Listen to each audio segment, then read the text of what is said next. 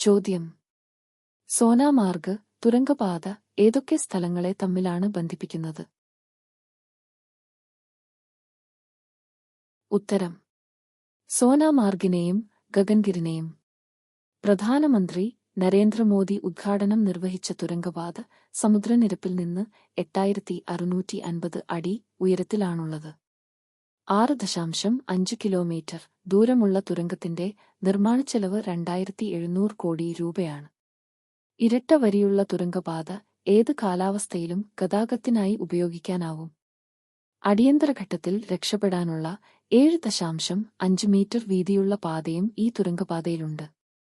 2012 border road organisation തയ്യാറാക്കിയ പദ്ധതി പ്രകാരം 2015 പാതയുടെ നിർമ്മാണം തുടങ്ങിയത്. 2025 ജനുവരി 13 പ്രധാനമന്ത്രി ഉദ്ഘാടനം ചെയ്തു.